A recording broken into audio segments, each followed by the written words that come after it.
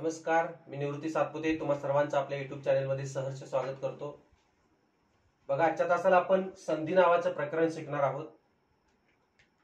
आता संधी आणि समास, काही जण म्हणतात ह्या एकाच नाण्याच्या दोन बाजू आहेत, पण संधीमध्ये दोन वर्ण एकत्र येतात हे ध्यानात घ्यायला हवं, आणि समासामध्ये दोन शब्द एकत्र येतात। संधीमध्ये दोन वर्ण एकत्र येतात आणि समासामध्ये दोन शब्द एकत्र येतात। शब्दांचं एकत्रीकरण म्हणजे समास। सम अधिक अस या संस्कृत धातूपासून समास हा शब्द तयार झालेला आहे।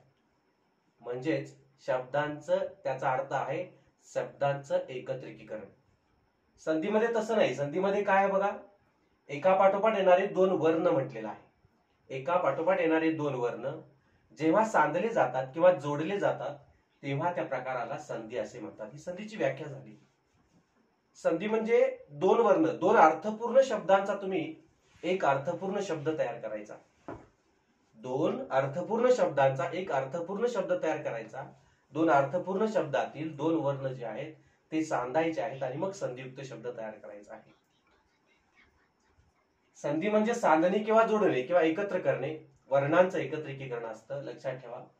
आता संधीचे बघा, इकडं मी हे प्रकार मांडलेले आहेत। संधीचे दोन मुख्य प्रकार आहेत। संस्कृत संधी, त्याला मूळ संधी असं म्हणतात, आणि दुसरा आहे ते निव्वळ मराठी संधी। मग संस्कृत संधीमध्ये बघा तीन प्रकार आहेत मुख्य: स्वर संधी, दुसरा व्यंजन संधी आणि तिसरा विसर्ग संधी। निव्वळ मराठीमध्ये पूर्वरूप संधी आणि पररूप संधी असे दोन आहेत बघा, पूर्वरूप आणि पररूप। तर आपण आता सविस्तर पाहूया संस्कृत किंवा मूळ संधीमध्ये। त्यातला पहिला प्रकार जो आहे तो बघा स्वर संधी, त्यालाच अच संधी असे म्हणतात। अच संधी असे म्हणतात त्याला, किंवा त्याला स्वतंत्र वर्ण संधी असे म्हणतात, किंवा विवृत्त संधी असे म्हणतात। कारण तुम्हाला माहिती आहे की स्वरांना स्वतंत्र वर्ण असे म्हणतात, म्हणजे ज्या वर्णांचा स्वतंत्रपणे उच्चार करता येतो किंवा फुफ्फुसातून ज्या वेळेला ध्वनी बाहेर येतात त्यावेळेला ते स्वतंत्रपणे बाहेर येतात, म्हणून त्याला आपण स्वतंत्र वर्ण म्हणतो। व्यंजनांना आपण परवर्ण म्हणतो आणि अनुनासिकांना आपण पर सवर्ण असं म्हणतो बघा। संस्कृतमध्ये स्वर संधीला अच संधी असे म्हणतात बघा, अच संधी। आता विवृत का म्हणतात? विवृत म्हणजे उघडे। स्वर उच्चारत असताना मुखविवर जरासे उघडे असते, म्हणून त्याला विवृत असे म्हटलेलं आहे बघा। अ आ इ ई म्हणजे थोडं विवृत होतंय, मुखविवर उघडं होतंय, हवेचा मार्ग कुठेच अडवला जात नाही, म्हणून त्याला विवृत संधी असे म्हणतात। तर आपण सविस्तर पाहूया। स्वरसंधी मधला जो पहिला प्रकार आहे बघा, सजातीय किंवा सवर्ण। सजातीय बघा, हे सजातीय तुम्हाला माहिती आहे, वर्णमालेमध्ये आपण शिकलेलो आहे बघा ते। सवर्ण म्हणजे एकाच वर्ण व्यवस्थेतले, वर्णव्यवस्था ब्राह्मण, क्षत्रिय, वैश्य आणि शूद्र। पण इथं ते नाही आहे, ती वर्ण व्यवस्था नव्हे, तर एकाच उच्चार स्थानातून। सजातीय म्हणजे आपण वर्णव्यवस्थेमध्ये वर्णमाला या प्रकरणामध्ये पाहिलेलं आहे बघा, एकाच ध्वनी केंद्रातून किंवा एकाच उच्चार स्थानातून निघणारे स्वर, किंवा समान स्थानी समान प्रयत्नाने तयार होणारे स्वर किंवा ध्वनी उत्पन्न होणारे स्वर म्हणजे आपण त्यांना सजातीय स्वर असं म्हटलेलं आहे। हे समान स्थानी समान प्रयत्न होतात बघा। अ आ इ ई उ उ रु रु लु लु। आता लु लु ला हे असं डॅश केलेलं आहे, कारण याच्याविषयी आपल्याला हे सापडत नाहीत, म्हणजे शब्द सापडत नाहीत, म्हणून आपण केलेलं आहे। सजातीय किंवा सवर्ण, किंवा त्याला दीर्घत्व स्वर संधी म्हणतात, किंवा दीर्घादेश। आता आदेशाला स्मरून किंवा आदेशाला अनुसरून संधीचे एकूण 5 प्रकार पडतात, लक्षात घ्यायचं। आदेशाला अनुसरून संधीचे एकूण 5 प्रकार पडतात। हा पहिला आहे दीर्घादेश, दुसरा गुणादेश, तिसरा ऊर्ध्वादेश, चौथा यनादेश आणि पाचवा अयादी आदेश। असे आपण सविस्तर काय करणार आहोत इथं पाहणार आहोत बघा। पहिला आपण पाहतोय सजातीय किंवा सवर्ण किंवा दीर्घत्व किंवा दीर्घादेश स्वर संधी, म्हणजे जे काही दीर्घत्व स्वर संधी आहे, दीर्घत्व वर्ण जो आहे तो इथं सांधून हा संधी होणार आहे। आपण एक एक उदाहरण घेऊन पाहूया। सजातीयची व्याख्या काय आहे बघा, की दोन सजातीय स्वर, मी इथं लिहिलेलं नाही मुद्दाम, तुम्हाला सांगतोय, तुम्ही नोट डाऊन करून घ्या। दोन सजातीय स्वर एका पुढे एक आले असता त्यांचा संधी होऊन त्यांच्या जातीतला दीर्घ स्वर होतो। बघा, पुन्हा एकदा सांगतो, दोन सजातीय स्वर एका पाठोपाठ आले असता किंवा एका पुढे एक आले असता त्यांचा संधी होऊन त्यांच्या जातीतला दीर्घ स्वर होतो। त्यांच्या जातीतला काय होतो? दीर्घ स्वर होतो म्हणून याला दीर्घत्व स्वर संधी असे म्हटलेलं आहे बघा. आता आपण उदाहरण घेऊया. पहिलं उदाहरण आहे बघा, लक्ष द्या बारकाव्याने. सूर्य अधिक अस्त हा उदाहरण आहे पहिलं बघा. पहिलं उदाहरण जे आहे सूर्य अधिक अस्त. संधीमध्ये दोन अर्थपूर्ण शब्द घ्यायचे असतात. सूर्य म्हणजे तप्त गोळा, अस्त म्हणजे शेवट. आता बघा इथं अंतिम ध्वनी काय येते बघा, इथं अंतिम ध्वनी अ येते. सूर्य अ, इथं आ असतं तर इथं आल असतं, सूर्य असतं तर आल असतं, वेलांटी असते तर ई आलं असतं, सूर्य उ असतं इथं तर उकार आला असता, उ आला असता. इथं अंतिम ध्वनी अ आहे बघा, सूर्य अ. पुढे आहे बघा, पुढे अच आहे बघा. मग हे एका पाठोपाठ आलेले आहेत बघा. दोन सजाती, हे सजाती आहेत, विजातीय नाही आहेत. दोन सजातीय स्वर एका पुढे एक आले असता त्यांचा संधी होऊन त्यांच्या जातीतला दीर्घ स्वर होतो. मग त्यांच्या जातीतला दीर्घ स्वर कोणता होणार आहे? आ होणार आहे बघा. लक्ष द्या. दोन सजातीय स्वर एका पुढे एक आले असता, दोन सजातीय स्वर एका पुढे एक आले असता त्यांचा संधी होऊन, म्हणजे या दोघांचा संधी होऊन, दोघांना एकत्र येऊन या दोघांचा संधी होऊन त्यांच्या जातीतला दीर्घ स्वर होतो. हा दीर्घ स्वर झाला बघा. हा अ निघून गेला, यातला अ निघून गेला बघा. आता मग सूर्य अर्ध पडलं.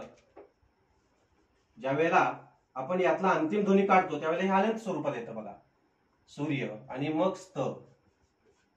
आता हा संधियुक्त जो शब्द आहे, वर्ण जो आहे तो आता इथं याला पूर्ण करणार आहे, याला पूर्ण करणार. आ म्हणजे एक काना, कुणाला द्यायचा तो? यला. सूर्या झालं. रफार आहे तसाच घ्या, सूर्यास्त. बघा आता याला दुसरा उकार आहे, आपण बघितलेला आहे. म्हणजे संधियुक्त शब्दामध्ये तुम्हाला चार पर्याय जेव्हा देतात त्यावेळेला चार पर्यायामध्ये सूर्याला पहिला उकार सुद्धा असू शकतो, दुसरा उकार सुद्धा असू शकतो, इथं आ सुद्धा असू शकते. हे आस्त असं आपण कधीच म्हणत नाही, अस्त असं म्हणतो. म्हणजे दोन अर्थपूर्ण शब्द आणि ते शुद्ध शब्द असायला पाहिजेत. कारण संस्कृत संधी ह्या पूर्णपणे काय असतात? शुद्ध संधी असतात. लक्षात घ्यायचं, शुद्ध शब्दच येथे एकत्र आलेले असतात. बघा आपण माहिती आहे, आपण मागच्या व्हिडिओमध्ये रफाराचा नियम किंवा रचे नियम यामध्ये पाहिलेला आहे बघा. रफाराच्या अलीकडील अक्षर हे काय असतं? दीर्घ असतं. हे आपण बघितलेलं आहे बघा. आणि त्याचे अपवाद सुद्धा पाहिलेले आहेत बघा. रफाराच्या अलीकडील अक्षर काय असतं? दीर्घ असतं. म्हणून स ला इथं काय केलेलं आहे? हा दुसराच उकार दिलेला आहे बघा. हे अशा पद्धतीने झालेलं, म्हणजे सूर्य अधिक असतं. तुम्ही तोंडी उत्तर देऊ शकता, पण हे असंच का झालं? हे कोणत्या नियमामध्ये आहे? सजातीयमध्ये आहे का गुणादेशमध्ये आहे का ऊर्ध्वादेशमध्ये आहे? हे पाहण्यासाठी आपण ह्या पद्धतीने आपण काय करतोय? जातोय बघा. दुसरं उदाहरण आपण घेऊया. हे झालं सूर्य अधिक असतं, सूर्यास्त झालं. आधी आपण अ आ चे उदाहरण घेऊया, मग ई चे घेऊया, मग उ चे घेऊया. दुसरं उदाहरण बघा,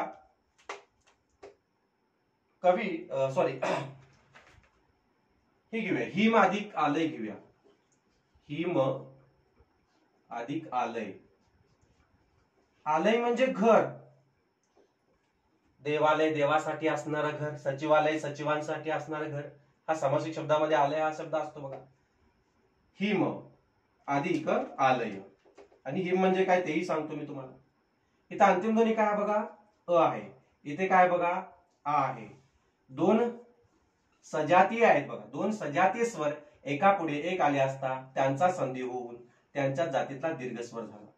त्यांच्या जातीतला दीर्घ स्वर आच. हा आ निघून गेला, याच्यामध्ये हा अ निघून गेलेला आहे, म्हणजे या दोघांचा काय झालेला आहे?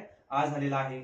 हिम जे आहे ते अर्ध पडलं बघा, इथं हलन स्वरूपात आलं आणि अधिक चिन्हाच्या पलीकडे ल एक आलेला आहे बघा. आता आ ह्या हिमला पूर्ण करणार, म्हणजे कसं होईल बघा? हिमा लय असं होईल. लक्षात घ्या. आता हिम म्हणजे काय बघा? हिम म्हणजे बर्फ. तुम्हाला अर्थ विचारत नाही, पण कधी संधियुक्त समानार्थी शब्दांमध्ये आपल्याला विचारलं तर ते लिहिता यावं म्हणून हिम म्हणजे बर्फ. हेम म्हणजे सोने. हेम म्हणजे सोने. आणि हेमा म्हणजे, तुम्ही लिहून घ्या, नोट डाऊन करून घ्या वहीमध्ये तुमच्या. हेमा म्हणजे पार्वती, शंकराची पत्नी. हिमा म्हणजे बर्फ, हेम म्हणजे सोने आणि हेमा म्हणजे पार्वती. म्हणजे हिम म्हणजे बर्फ, बर्फाचं घर असा त्याचा अर्थ होतोय. दोन अर्थपूर्ण शब्द आपण इथे एकत्र घेतलेले आहेत बघा. हे दुसरं उदाहरण झालं. आपण तिसरं उदाहरण घेऊया बघा. सूर अधिक असुर. सूर अधिक असुर. दोघांनाही पहिलाच उकार आहे बघा. या सूरचा अर्थ म्हणजे काय तेही सांगणार आहे मी, लक्ष द्या बारकाव्याने. सूर अधिक असुर. बघा इथं अंतिम ध्वनी काय आली बघा, इथं अंतिम ध्वनी अ आहे, इथं पण अ आहे बघा. पुढे दोन सजातीय स्वर एका पुढे एक आलेले आहेत, त्यांचा संधी होऊन त्यांच्या जातीतला काय होतो, दीर्घ स्वर होतो बघा. हा अ निघून गेलेला आहे, ह्यातला अ निघून गेलेला आहे. सूर जो आहे तो अर्धा पडला, हलन स्वरूपात आला, आणि पलीकडे सुद्धा सूर राहिलेला आहे. तुम्ही तोंडी उत्तर आधीच ठरवलेलं असेल, माहित असेल तुम्हाला काय येणार आहे बघा, सांगा. बरोबर आहे, सुरा सूर. सुरा म्हणजे रला आने पूर्ण करणार, सुरा सूर, लक्षात घ्या. आता बघा सूर म्हणजे काय, सूर असुर, सला दुसरा उकार सूर, सला दुसरा उकार सूर. म्हणजे काय आपण ते पाहूया बघा. ह्या सूर पहिला उकार जो आहे, हा पहिला उकार जो आहे त्याचा अर्थ होतो देव. पहिला उकार असुरचा अर्थ होतो देव, दानव. असुरचा अर्थ अ म्हणजे देव नाहीत, त्याला दानव म्हणतात किंवा राक्षस म्हणतात किंवा दैत्य सुद्धा म्हणतात बघा. अर्थ विचारत नाही तुम्हाला, पण तरी सुद्धा आपल्याला समानार्थी शब्द किंवा एका अर्थाचे दुसरे शब्द अर्थ, एखादा अर्थ स्पष्ट करा, अचूक अर्थ निवडा, तर त्यावेळेला हे तुम्हाला उपयोगाला येईल म्हणून मी देतोय. हा दुसरा उकार सूर म्हणजे आवाज किंवा ध्वनी, आवाज किंवा ध्वनी, लक्षात ठेवा. आणि ह्या असुरचा अर्थ दुसरा उकार आहे, याचा अर्थ रक्त असा होतो बघा. काय होतो, रक्त असा होतो. हे तुम्ही लिहून घेतलं तरी चालेल, म्हणजे तुमच्या संग्रहित असावं यासाठी मी ते बाबी देतोय, तिथं मी मेन्शन करतोय बघा. हे समजलं असेल तुम्हाला. दुसरा आणखी एक शब्द घेतो, दोन तीन उदाहरणं घेऊन आपण हे पाहायचंय बघा. पुढचा आहे दीप अधिक अवली. दीप अधिक आवली, दीप अधिक आवली. आता या दला दुसरीच वेलांटी का आली, कारण संस्कृत तत्सम शब्द जे असतात ते जसेच्या तसेच लिहायचे असतात. दीप हा जो शब्द आहे तो तत्सम आहे, आणि दिवा जो शब्द आहे तो तद्भव आहे. मराठीमध्ये तुम्हाला माहिती आहे शुद्ध लेखनाच्या नियमामध्ये मराठीमध्ये उपांत्याक्षर म्हणजे शेवटचे अंत्याक्षर जर अंत्य आघात असेल, म्हणजे शेवटी आघात असेल तर उपांत्याक्षर ऱ्हस्व असतं. पुढे आघात आहे, दीर्घत्व आहे, तर उपांत्याक्षर ऱ्हस्व असतं. संस्कृत तत्सम शब्द जे आहे ते जसेच्या तसेच लिहायचे असतात. जसं आता दीप हा शब्द दुसरीच वेलांटी आहे. जसं गुण, गुणला पहिलाच उकार आहे, विषला पहिलीच वेलांटी आहे. हे जे शब्द आहेत हे जसेच्या तसेच आपल्याला लिहावे लागतात, त्याला तत्सम म्हणतात. म्हणजे दीप हा शब्द, मग दीप असू दे किंवा दीपक शब्द असू दे, काही असू दे. दीपिका घ्या, दीपिका दिला दुसरीच वेलांटी, पहिला पहिली वेलांटी येणार दीपिका बघा. मग दीपावली घ्या तुम्ही, दिवाळी म्हटलं की पहिली वेलांटी येणार बघा, आणि दीपावली म्हटलं दीपावली ही काय येणार, दुसरीच वेलांटी येणार दला. तर बघूया आपण, चला हे झालं, समजलं तुम्हाला. दीपक दिला दुसरीच वेलांटी, दीपस्तंभ असू दे दला दुसरीच वेलांटी असू दे, दीपिका असू दे दला दुसरीच वेलांटी आहे, लक्षात ठेवा. बघा इथं अंतिम ध्वनी काय आहे बघा, इथं अंतिम ध्वनी आहे अ, इथे काय आहे बघा आ आहे. दोन सजाती स्वर एका पुढे एक आले, त्यांचा संधी होऊन त्यांच्या जातीतला काय झाला, दीर्घ स्वर झाला. हा निघून गेला, यातला अ निघून गेला, दीप अर्धा पडला बघा, म्हणजे अधुरं झालं. त्यातला तुम्ही ध्वनी काढून टाकता, त्यावेळेला ते हलन स्वरूपात येतात. आणि वली पुढे राहिलेला आहे बघा शब्द अधिक चिन्हाच्या पलीकडे. आता हा काय करणार, आ याला पूर्ण करणार, म्हणजे कसं होणार, दीपावली असा शब्द होतो. दीप अधिक आवली, दीपावली असा शब्द झाला. आवली म्हणजे रांग किंवा ओळ, रांग किंवा ओळ, आणि दीप म्हणजे दिवा, लक्षात ठेवा. दिवा, दिव्यांची रांग, दिव्यांची ओळ आपण दिवाळीला साजरी करतो बघा. खूप शब्द आहेत असे, आचे खूप शब्द आहेत. शुभ अधिक आशीर्वाद, शुभाशीर्वाद. कृष्ण अधिक अर्पण, कृष्णार्पण. न्याय अधिक आलय, न्यायालय. असे भरपूर शब्द आहेत, पण सगळे शब्द आपण इथे पाहायचे नाहीत, फक्त आपण हे माहितीच वजा आपण हे 3-4 शब्द आचे पाहिलेले आहेत. आता आ झालेला आहे बघा. ई सुद्धा सजाती आहे, त्यामध्ये बघूया आपण. पहिला शब्द घेऊया आपण, कवी अधिक इच्छा. हा शब्द पहिला घेऊया आपण, कवी अधिक इच्छा. तुम्ही म्हणाल कवीला हा पहिली वेलांटी का दिली, कारण तत्सम संधियुक्त शब्दामध्ये ज्या वेळेला जे तत्सम शब्द आहेत ते जसेच्या तसेच लिहायचे असतात. मराठीमध्ये तुम्हाला असं म्हणायचं असेल की कवी फमू शिंदे, कवी फमू शिंदे असं असेल तर तुम्हाला काय करावं लागेल, कवी हा दीर्घ लिहावा लागेल. लक्षात ठेवा. म्हणजे मराठीमध्ये नुसता कवी लिहायचा असेल किंवा या कवीने अशा अशा प्रकारचं भाष्य केलेलं आहे किंवा अशा अशा प्रकारचं काव्य केलेलं आहे तरच दुसरी वेलांटी. संधियुक्त शब्दामध्ये असेल किंवा सामासिक शब्दामध्ये असेल, सामासिक किंवा संकलित शब्दामध्ये असेल, कवी संमेलन, तर हे हा शब्द जो आहे तो कवी पहिलीच वेलांटी येणार. लक्षात ठेवा. हे संकलित केलेला शब्द आहे, सामासिक केलेला एकत्र आणलेला शब्द आहे. दोन संकलित केलेले दोन एक शब्द एकत्र आणलेले आहेत बघा यामध्ये, म्हणून इथं पहिलीच वेलांटी. नुसता मराठीत कवी लिहायचा असेल तर दुसरी वेलांटी. संधियुक्त शब्दामध्ये असेल, फोड करायची असेल, विग्रह करायचा असेल तर ती पहिलीच वेलांटी येते. लक्षात घ्या. हे मी बारकाव्याने तुम्हाला का सांगतोय तर हे परीक्षेमध्ये पहिली वेलांटी द्यायची की दुसरी वेलांटी द्यायची याच्यामध्ये मुलांना संभ्रम निर्माण होतो आणि तो तुमचा संभ्रम निर्माण होऊ नये म्हणून ह्या गोष्टी मी बारीक बारीक सांगत असतो. पुढे बघा, इच्छा हा शब्द ई असाच आहे. काही लोक इच्छा असा लिहितात, तर हा साप चुकीचा आहे. इच्छा असं नाही होत. आपला नियम आहे बघा शुद्ध लेखनाचा की जोडाक्षराच्या अलीकडील अक्षर ऱ्हस्व असते. जोडाक्षराच्या अलीकडील अक्षर ऱ्हस्व असते. काही वेळेला दीर्घ सुद्धा असतात. आता ईश्वर हा शब्द जो आहे बघा तो जोडाक्षर आहे पुढे, तरी सुद्धा त्याला काय आहे, दीर्घ वेलांटी आहे. म्हणजे काही अपवाद असतात. काही शब्द त्या नियमाला अपवाद आहेत तर काही शब्द काय आहेत, अपवाद नाही आहेत. इच्छा हा शब्द असाच लिहायचा. लक्षात घ्या. तर आपण बघूया कवी अधिक इच्छाचं काय होते बघूया. इथं अंतिम ध्वनी जो आहे तो रस्व ई आहे बघा. पुढे सुद्धा रस्वच ई आहे.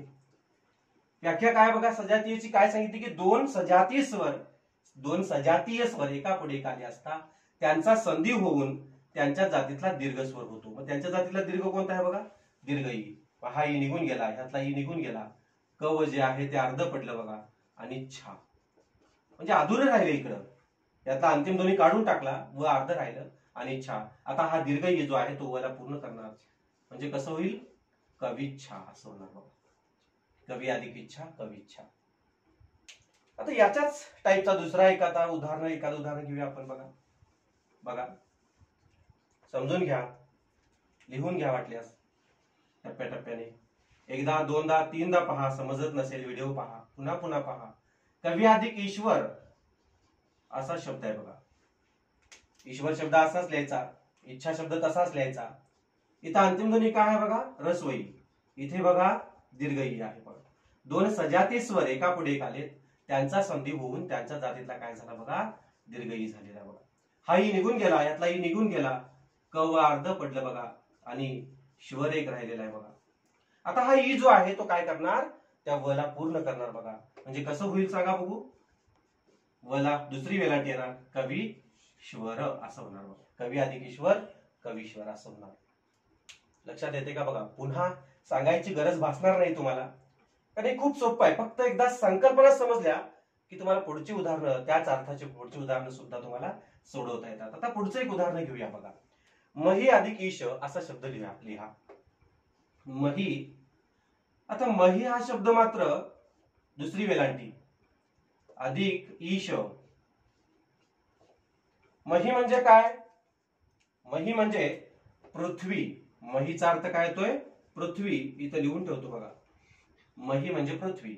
आणि ईश म्हणजे काय, ईश म्हणजे राजा, धनी, पती किंवा मालक असा शब्द आहे बघा. राजा, धनी, पती, मालक.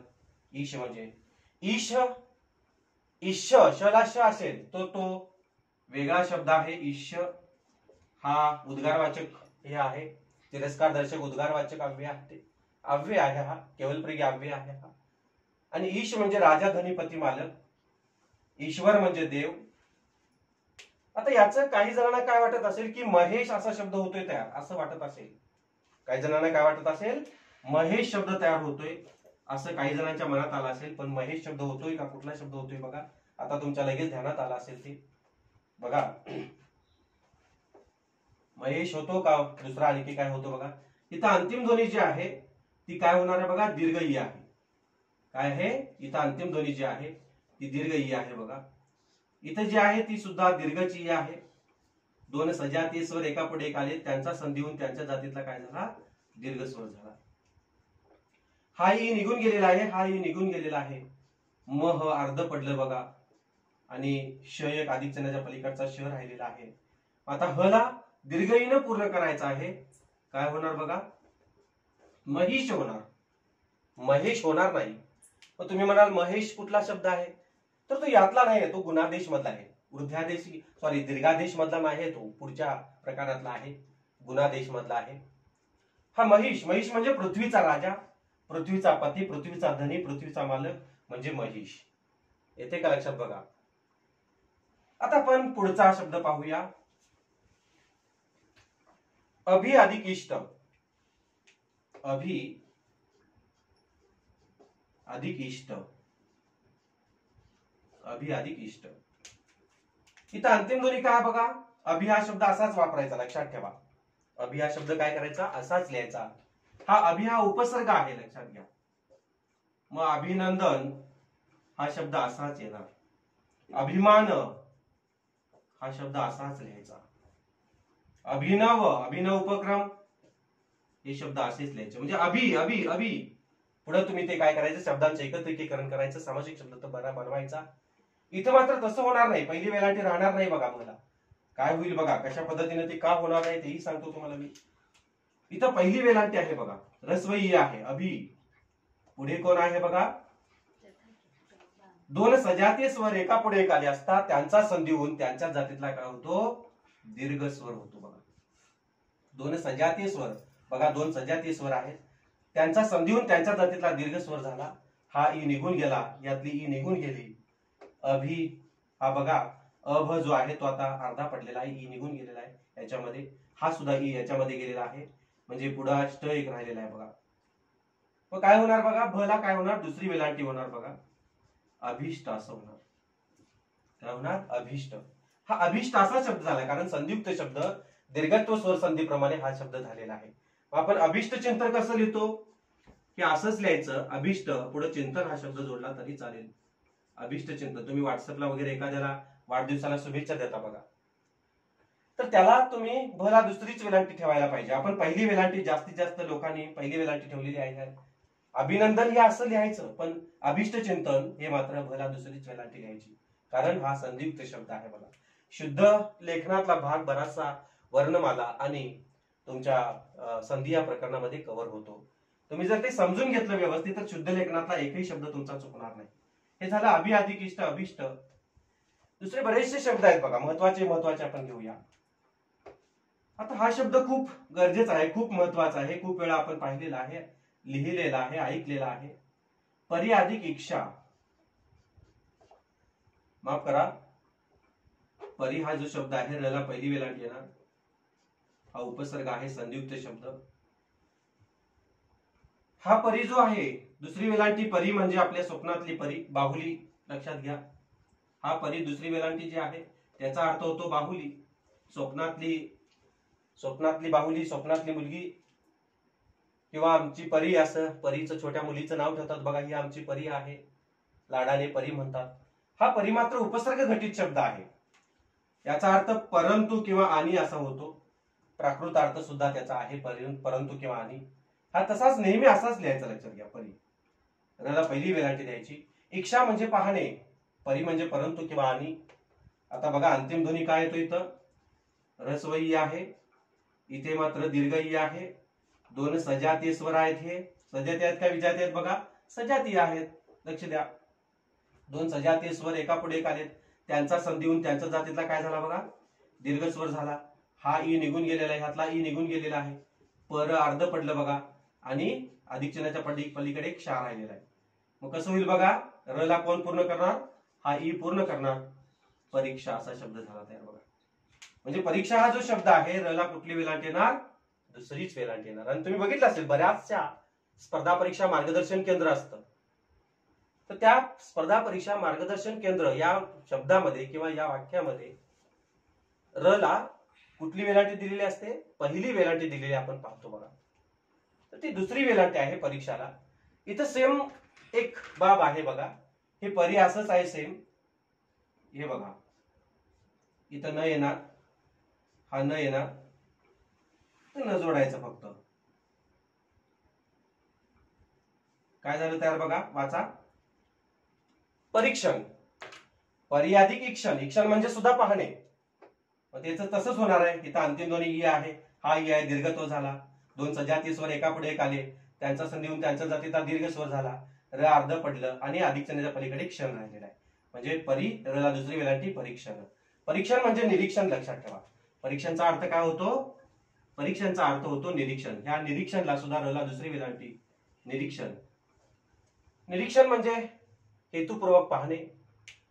पोलीस सब इन्स्पेक्टर म्हणजे पोलीस निरीक्षक असं म्हणतात बघा. पोलीस निरीक्षक, पोलीस इन्स्पेक्टर म्हणजे निरीक्षक. हेतुपूर्वक पाहिलं जातं त्या खुनाचा किंवा त्या गोष्टीचा जो काही निर्वाळ आहे तो आपण हेतुपूर्वक पाहतो, म्हणून त्याला निरीक्षक असं म्हणतात. परी अधिक ईक्षण परीक्षण. समजला असेल तुम्हाला. पुढचा आणखी एक शब्द महत्वाचा, तोही बऱ्याच वेळेला हा चुकीचा लिहिला जातो किंवा चुकीचा वापरला जातो बघा. प्रति. प्रति अधिक इच्छा. प्रति अधिक इच्छा. प्रति अधिक इच्छा. ही ऱ्हस्व वेलांटी आहे, इथं दीर्घ वेलांटी आहे बघा. दोन सजातीय स्वर एका पुढे एक आलेत, त्यांचा संधी होऊन त्यांच्या जातीतला काय झाला बघा, दीर्घ ई तयार झाला. त्यांच्या जातीतला दीर्घ स्वर तयार होतो. दोन सजातीय स्वर आहेत, एका पुढे एक आलेले आहेत, त्यांचा संधी होऊन त्यांच्या जातीतला काय झाला बघा, दीर्घ ई. हा ई निघून गेलेला आहे, ही ई निघून गेलेला आहे. प्रत अर्धी पडली बघा आणि क्षा एक. आता हा ई कुणाला पूर्ण करणार बघा, तला. म्हणजे कसं होणार, प्रतीक्षा असा शब्द तयार होणार बघा. येते का लक्षात बघा तुमच्या? हा प्रतीक्षा शब्द नेहमी लक्षात आला असेल तुमच्या की तला पहिलीच वेलांटी देतात प्रतीक्षा. असे बरेचसे शब्द आहेत. स्त्री अधिक इच्छा स्त्रीच्छा, देवी अधिक इच्छा देवीच्छा. आता आणखी एक शब्द हा झाला महिलांच्या बाबतीतला शब्द. पुरुषांच्या बाबतीत एक शब्द आहे, तोही असाच लिहिला जातो बघा, चुकीचा. रवी. रवी अधिक इंद्र. हा रवींद्र तुम्ही कसा लिहिलेला पाहिला असेल, पहिल्या वेलांटीत लिहिलेला पाहिला असेल, पण तो पहिल्या वेलांटीत येत नाही बघा. काय आहे बघा, कशा पद्धतीने आपण ते लिहायचं आहे बघा. इथं अंतिम ध्वनी आलेला आहे रसोई. हा रवी असाच लिहायचा, कारण आपण सामाजिक शब्दामध्ये रवी, रविवार हा जो शब्द आहे असाच लिहितो बघा. रवीला पहिली वेलांटी. नुसतं रवी असेल, हा आमचा रवी आहे, रवी इकडे ये, रवी इकडे ये, आमचा रवी आहे, आमचा बालक आहे. रवी घुसळायचे रवी, ताक ढवळायची रवी, ते सुद्धा त्याला दुसरीच वेलांटी द्यायची. रविवार याच्यामध्ये सामासिक शब्दामध्ये, संकलित शब्दामध्ये मात्र वला पहिली वेलांटी द्यायची, संदिग्ध शब्दामध्ये मात्र पहिली वेलांटी द्यायची बघा. इथं पुढे बघा ई आहे. तुम्ही म्हणाल इम वर अनुस्वार ठेवूया का? नको, कारण हा जो असतो तो पुढच्याच असतो. आपण परसवर्ण पद्धतीने शब्दांची मांडणी वर्णमाला या व्हिडिओमध्ये पाहिलेली आहे बघा, घटकामध्ये. दोन सजातीय स्वर एका पुढे एक आले, त्यांचा संधी होऊन त्यांच्या जातीतला काय झाला, दीर्घ स्वर झालेला बघा. हा ई निघून गेलेला आहे, ह्यातला ई निघून गेलेला आहे. र व अर्ध पडलं बघा आणि अधिक चिन्हाच्या पलीकडे काय राहिलेलं आहे, अनुस्वार आणि द्र राहिलेला आहे बघा. द्र राहिलेला आहे. म्हणजे बघा आता व ला कोण पूर्ण करणार, व ला दीर्घ वेलांटी पूर्ण करणार. आणि हा अनुस्वार जसाच्या तसा, ई वर अनुस्वार होता, ई वर अनुस्वार आहे बघा, तो अनुस्वार ई वर द्यायचा आहे असा. रवींद्र हा शब्द कसा तयार झाला बघा, असा. आणि रवींद्र लिहिला जातो कसा, असाच लिहिला जातो बघा. हे चुकीचं आहे आणि हे बरोबर आहे बघा. रवी अधिक इंद्र रवींद्र. आता हे ई च्या बाबतीत झालेलं आहे. आता आपण उ च्या बाबतीत बघूया.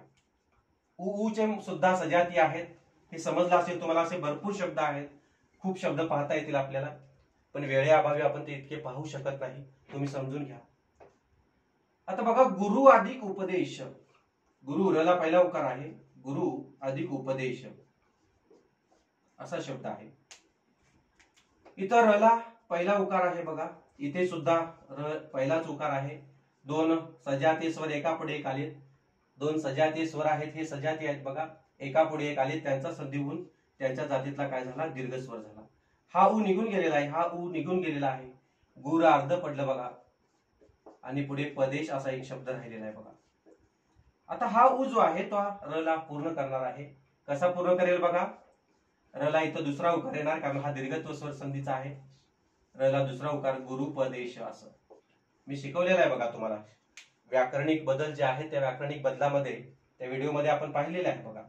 गुरु हा शब्द र ला पहिलाच उकार द्यायचा, मग गुरुवार असेल किंवा गुरुचरित्र असेल, हे पहिलाच उकार द्यायचा बघा असं.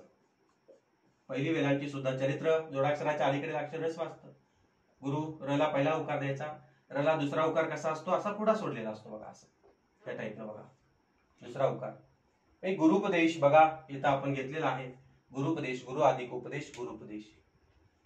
आता दुसरा बघा भू अधिक उद्धार. भू अधिक उद्धार असा शब्द आहे बघा. आता या भला दुसरा उकार का दिलेला आहे? या भला दुसरा उकार का? तर याच्या पाठीमागे नियम आहे की एकाक्षरी शब्द जे असतात ते नेहमी दीर्घ असतात. एकाक्षरी शब्द कोणते? जसं भू, तू, मी, ही, जी, पी, ती, बी, स्त्री, हे सगळे एकाक्षरी शब्द असतात. हे एकाक्षरी शब्द नेहमी काय असतात? दीर्घ असतात, लक्षात ठेवायचं. म्हणून आपण हा शब्द जो आहे हा संस्कृत असू दे, भू म्हणजे पृथ्वी, उद्धार म्हणजे उत्कर्ष करणे, वर काढणे किंवा उत्कर्ष करणे. इथं अंतिम ध्वनी काय बघा? दीर्घ उ आहे. पुढे इथं रस्व उ आहे. दोन सजाती स्वर एका पुढे एक आले, त्यांचा संधी होऊन त्यांच्या जातीतला काय झाला? दीर्घ स्वर झाला बघा. हा त्यांच्या जातीतला दीर्घ स्वर झाला. हा उ निघून गेलेला आहे, हा ब निघून गेलेला आहे, उ निघून गेलेला आहे, भ अर्ध पडलं, हलंत स्वरूपात आलं बघा, आणि धार एक राहिलेला आहे पुढं. असं कसं होणार आता? भू भूधार असं होणार बघा. भू अधिक उद्धार, भूधार म्हणजे पृथ्वीचा उत्कर्ष किंवा पृथ्वीचा उद्धार असं होते. पुढचा आणखी एक शब्द घेतो बघा उच्या बाबतीतला. मग आपण ऋषी रुच पाहूया. हे समजलं असेल तुम्हाला, हेही पुसतो बघा. बघा गुरु रस उ येणार. गुरु अधिक उरु, गुरु अधिक उरु, गुरु अधिक उरु असं. उरु म्हणजे मांडी. गुरु म्हणजे आपला शिक्षक, आपले हे असतात बघा. इथं काय होणार? अंतिम ध्वनी जो आहे तो रस्व आहे. इथं दीर्घ आहे बघा. दोन सजातीय स्वर आहेत, एका पुढे एक आले, त्यांचा संधी होऊन त्यांच्या जातीतला दीर्घ झाला बघा. हा उ निघून गेलेला आहे, ह्यातला उ निघून गेलेला आहे. गुर अर्धा पडला बघा, आणि रु दीर्घ पुढे राहिलेला आहे, तो अर्धा झालेला आहे, राहिलेला आहे बघा. आता हा उ काय करणार आहे? र ला पूर्ण करणार आहे. म्हणजे हा र जो आहे तो दीर्घ उने केलेला आहे बघा इथं. म्हणजे गुरुरु असा शब्द झाला, म्हणजे गुरुची मांडी. गुरुरु म्हणजे गुरुची मांडी. आता आणखी एक शब्द मी सांगतो तुम्हाला, यातला शेवटचा शब्द सांगतो आणि मग ऋषी रुच घेऊया. वधू अधिक उत्तम. नुसता वधू असेल, वधू पत्नी असं लिहायचं, दुसरा उकारात लिहायचं. नुसता वधू असेल. वधू अधिक उत्तम, उत्तम असा शब्द आहे. उत्तम म्हणजे बोलणे. वधू असा शब्द आहे बघा. माफ करा, वधू हा शब्द असाच आहे बघा. धला दुसराच उकार आहे वधूला. वधू अधिक उत्तम. संधियुक्त शब्द तत्सम सुद्धा असाच आहे. वधूवर सूचक तसाच लिहायचा सेम. इथं बघा, इथं अंतिम ध्वनी आहे दीर्घ उ, इथं रस्व उ आहे. इथं दोन सजातीय स्वर एकत्र आले बघा. दोन सजातीय स्वर एका पुढे एक आले, त्यांचा संधी होऊन त्यांच्या जातीतला काय झाला बघा? दीर्घ स्वर झाला. दीर्घ स्वर यांच्या जातीतला दीर्घ उ. हा उ निघून गेलेला आहे, हा निघून गेलेला आहे. व ध अर्ध पडलं बघा, आणि थम एक राहिलेला आहे बघा. आता हा कोणाला पूर्ण करणार? या धला पूर्ण करणार आहे. कसं करेल तो? दुसराच उकार येणार. वधुक्तम, वधूचे बोलणे म्हणजे पत्नीचे बोलणे असा त्याचा अर्थ होतो. वधू अधिक उत्तम, वधुक्तम. असे भरपूर शब्द आहेत. भू अधिक उष्मा, भूष्मा, असे बरेचसे शब्द आहेत. पण सगळेच काही आपण घ्यायचे नाही. तुम्ही समजून घेतलेला असेल. आता ऋषीरूच्या बाबतीतला आपण भाग पाहूया बघा. ऋषीरू बघा. मातृ अधिक ऋण, मातृ अधिक ऋण बघा. हा आता हा म्हणजे कोण? हा म्हणजे उलटा वेळा. मी शिकवलेला आहे बघा तुम्हाला. हा म्हणजे कोण? उलटा वेळा. मातृन म्हणजे ऋषीरू. उलटा वेळा म्हणजेच कोण? हा ऋषीरू आहे बघा. मग बघा, आणि इथं याच्या पुढे सुद्धा हा ऋषीरूच आहे बघा. दोन सजातीय स्वर आहेत, सजाती आहेत. दोन सजातीय स्वर एका पुढे एक आले, त्यांचा संधी होऊन त्यांच्या जातीतला काय होणार? दीर्घ स्वर. दीर्घ स्वर म्हटले की एक वाटी वाढते फक्त. इथं इथे काय होते? ही अशी वाटी वाढते बघा. अशी दीर्घ ऋषीरू झाला तयार. दोन सजाती. इथं वाटी आहे का? नाही बघा. इथं वाटी आहे का? नाही. म्हणजे दोन्ही रस्व आहेत. एक वाटी वाढवली की ती दीर्घ होते बघा. हा ही ऋषीरू निघून गेलाय, हे निघून गेलेला आहे. मात अर्ध पडलं बघा आणि न एक राहिलं बघा. आता कसं होणार? मातृ न. आता समजा एकच न दिलं, एकच दिलं म्हणजे एकच वाटी दिली तर ते ऱ्हस्वच होईल. आपल्याला दीर्घत्व करायचंय म्हणून दोन घ्यायचं. मातृ न असा शब्द होणार बघा. नीट समजून घ्या. मातृ ऋषीरू हा ऱ्हस्व आहे, एक वाटी म्हणजे ऱ्हस्व ऋषीरू, ऱ्हस्व ऋषीरू. याचं दीर्घत्व करायचं असेल तर इथे वाटी वाढवावी लागेल. हा काढून टाकलेला आहे, माता अर्धा झालेला आहे आणि अधिक चिन्हाच्या पलीकडचा हा न आहे, म्हणजे कसं होणार? मातृ न. सेम याच्या विरुद्ध बघा. याच्या विरुद्ध काय होतंय सांगा बघू? विरुद्ध सांगा. बरोबर आहे, पितृ न. पितृ हा जो उलटा वेळा आहे तो असाच घ्या, पितृ अधिक ऋण. बघा नीट लक्षात घ्या. आता बघा इथं अंतिम ध्वनी काय बघा? हा उलटा वेळा म्हणजे कोण? ऋषीरू. इथे ऋषीरूच आहे बघा.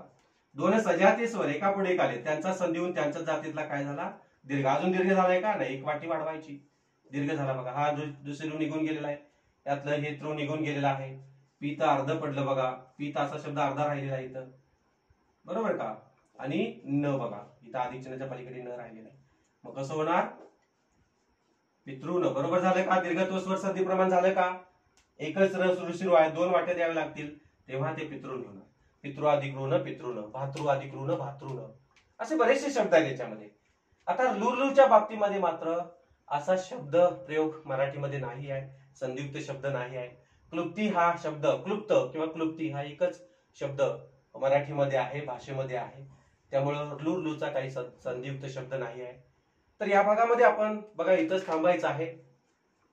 पुढच्या भागामध्ये आपल्याला दुसरा जो आहे तो दुसरा हे करायचा आहे. दुसरा वर्ण प्रकार जो आहे किंवा स्वरसंधीचा जो प्रकार आहे तो पाहायचा आहे. आणखी बरेच असे म्हणजे याच पद्धतीने आपण दुसऱ्या भागामध्ये सुद्धा पाहणार आहोत. व्यंजन संधी सुद्धा तशाच पद्धतीने पाहणार आहोत, विसर्ग संधी सुद्धा. तुम्ही ते टप्प्याटप्प्याने पाहायचं आहे, समजून घ्यायचं आहे. काही शंका असेल तर कमेंट बॉक्समध्ये कमेंट करायची. आणखी तुम्हाला आवडला असेल तर लाईक करा आणि इतरांना पाठवा. ही शालेय विद्यार्थ्यांना सुद्धा खूप उपयोगाचं आहे, शालेय शिक्षकांना सुद्धा खूप उपयोगाचं आहे. आणि या भागामध्ये आता इथंच थांबतो. सर्वांचे मनपूर्वक आभार मानतो. सबस्क्राईब करायला विसरू नका. धन्यवाद.